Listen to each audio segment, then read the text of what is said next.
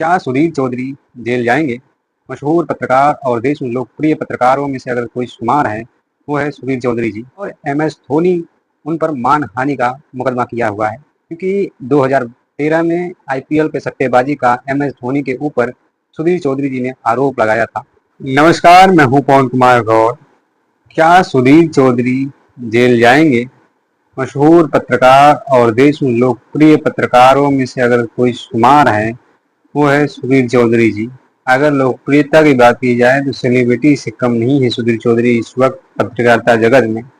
और एमएस धोनी उन पर मानहानि का मुकदमा की, क्योंकि 2013 में आईपीएल पे सट्टेबाजी का एमएस धोनी के ऊपर सुधीर चौधरी जी ने आरोप लगाया था कि एमएस धोनी सट्टेबाजी, मैच फिक्सिंग की हुई है।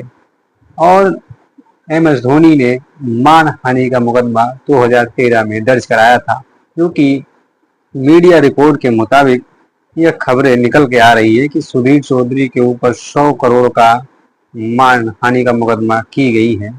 और मद्रास हाई कोर्ट ने एमएस धोनी को तलब किया है कि अपनी बयान दर्ज कराए, क्योंकि ये एमएस धोनी को ये भी हिदायत दी गई है कि आप एक लोकप्रिय चेहरा हैं, इस देश के आप सेलिब्रिटी हैं, तो अगर आप आएंगे तो थोड़ा पब्लिक फेस भी सामना करना पड़ेगा।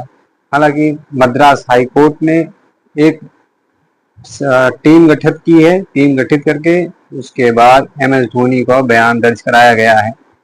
तो क्या सुधीर चौधरी जी का ऊपर जो 100 करोड़ का जुर्माना ठोका गया है, ये सही है या गलत है, ये तो मुझे नहीं पता, क्योंकि ये मीडिया रिपोर्ट के मुताबिक जो खबरें निकल के आ रही हैं, उस आधार पर मैं आपको बता सकता हूँ। मेरे पास कोई फैक्ट, पुख्ता सबूत नहीं है कि मैं इस पर मोहर लगा सकूं।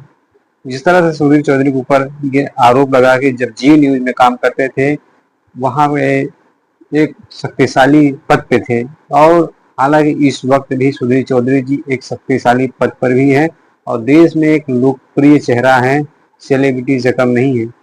यह आरोप सुधीर चौधरी ने लगाया था एमएस धोनी भी देश के बहुत चुनिंदा खिलाड़ियों में से वो हीरा है कि आप अगर निकालना भी चाहे तो बड़ी मुश्किल से मिल सकते हैं।